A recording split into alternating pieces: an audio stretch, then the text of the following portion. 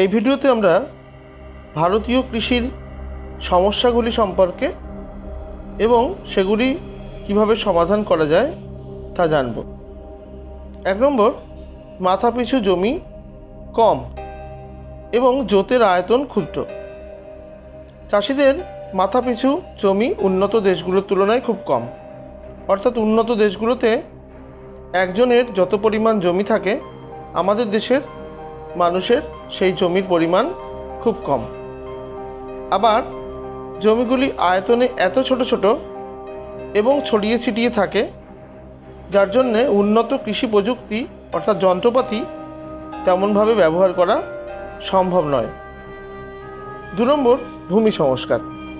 কয়েকটি রাজ্য বাদ দিলে এখনও পুরোপুরি জমিদারি প্রথা বিলোপ হয়নি। অর্থাৎ একজনের কাছে প্রচুর জমি থাকায় সব জমি সংস্কারের অন্তর্ভুক্ত করা যায় না। 3 নম্বর, কৃষি মৌসুমি নির্ভর। এখনও 3 ভাগের 2 ভাগ জমি মৌসুমি বায়ুর উপর নির্ভর করে চাষবাস করা হয়। অর্থাৎ মৌসুমি বায়ুর বৃষ্টিপাতের উপর নির্ভর করে চাষবাস করার জন্য বছরে একবার ফসল ফলে, তাও সবসময় নিশ্চিত নয়। 4 নম্বর, জলসেচ সমস্যা।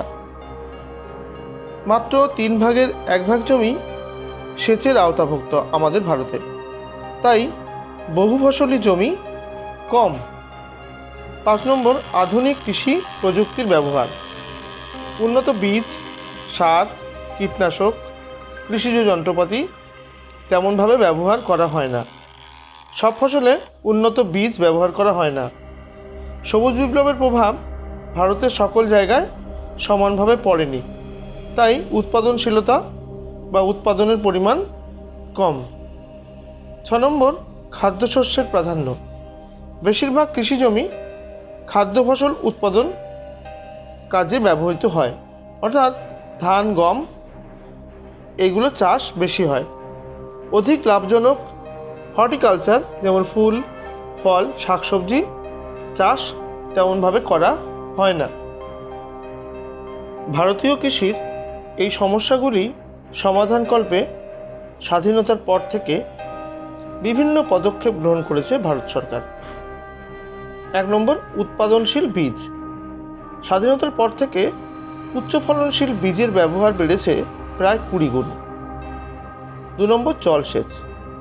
দ্রুত হারে জলসেচ ব্যবস্থার প্রসার ঘটিয়ে জমিকে বহু ফসলি জমিতে ব্যবহার করা হচ্ছে। যেখানে মৌসুমি বায়ু নির্ভর চাষবাস করা হতো, সেখানে জলসেচের মাধ্যমে বছরে অনেকবার ফসল ফলানোর ব্যবস্থা করা হচ্ছে। 3 নম্বর, সার, কীটনাশক যন্ত্রপাতির ব্যবহার। সঠিক পরিকল্পনার মাধ্যমে এগুলির ব্যবহার বাড়ালে একদিকে যেমন ফসল উৎপাদন বাড়ে, তেমনি পরিবেশের উপরও বিরূপ প্রভাব কমে। 4 নম্বর, কৃষকদের ঋণ দান। কৃষির উন্নতির জন্য ব্যাংকিং ব্যবস্থার মাধ্যমে কৃষকদের সহজ শর্তে ঋণ প্রয়োজন। এই কারণে ভারত সরকার কৃষিতে ঋণ দান করে। অসংখ্য গ্রামীণ ব্যাংক এবং কৃষি ব্যাংক থেকে এই ঋণ পাওয়া যায়। 5 নম্বর, সবুজ বিপ্লবের প্রসার। উত্তর পশ্চিম ভারতে শুধু গম উৎপাদন নয়, সারা ভারত জুড়ে সব ফসলেই সবুজ বিপ্লবের প্রসার ঘটানোর ব্যবস্থা করা হচ্ছে। 7 নম্বর, 100 দিনের প্রকল্প। এই প্রকল্পের মাধ্যমে গ্রামীণ পরিকাঠামোর উন্নতি ঘটিয়ে পরোক্ষভাবে কৃষির উন্নতি ঘটানোর ব্যবস্থা করা ভারত সরকার উদ্যোগ নিয়েছে।